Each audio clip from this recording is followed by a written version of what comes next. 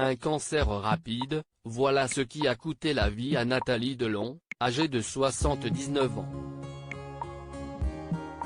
Son fils Anthony avait annoncé sa mort le cœur lourd, mais il s'y était préparé. Il faut dire qu'il avait été à ses côtés pendant ces dernières semaines, aussi bien lorsqu'elle avait commencé des traitements que lorsqu'elle avait pris la décision de dire stop et de vivre le reste de ses jours avec dignité. Dans les pages de Paris Match, Anthony Delon a relaté le combat de sa mère adorée contre la maladie. C'est en novembre 2019 que Nathalie Delon avait appris qu'elle souffrait d'un cancer du pancréas, un des plus graves. J'étais à ses côtés.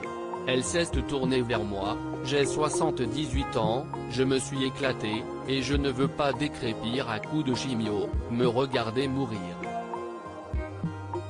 Je pensais que cela valait la peine d'essayer un traitement, alors elle l'a fait, pour nous, en bon petit soldat, 3 séances de chimiothérapie et une de rayon.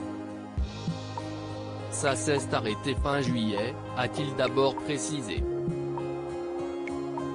Puis, en décembre 2020, Nathalie et Anthony ont de nouveau rendez-vous avec le médecin et le couperet tombe. Ma mère lui a demandé d'être cash. Le cancer s'était généralisé. Combien de temps à peu près ? A-t-elle demandé. Il a répondu, quelques semaines, peut-être quelques mois, à condition d'une légère intervention. Elle n'a pas voulu. On s'est levé, on s'est barré.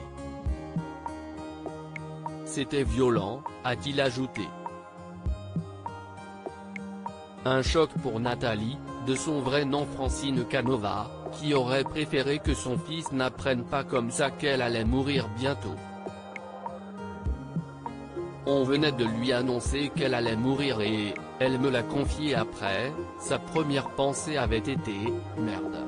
Anthony est là, il a tout entendu. » Elle me protégeait encore une fois, comme un gosse sur les yeux duquel sa mère pose une main, pour l'empêcher de voir le sang, a ajouté Anthony, très éploré.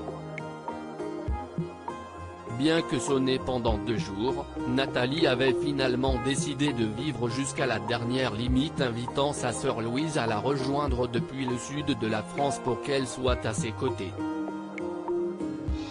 Anthony aussi était à ses côtés tous les jours et ensemble, ou parfois Nathalie seule, ils ont reçu des proches et des amis pour qu'elle puisse faire ses adieux. Le clan a aussi fêté une dernière fois Noël ensemble et, le 2 janvier, Nathalie retrouvait son ex-mari Alain pour un moment immortalisé en photo. Anthony Delon a annoncé que les obsèques de sa maman se sont tenues dans l'intimité le 26 janvier à Paris. Son père Alain Delon, qui avait été marié à Nathalie de 1964 à 1969, n'y a malheureusement pas assisté. Les confidences d'Anthony Delon sont à retrouver dans Paris Match, édition du 28 janvier 2021.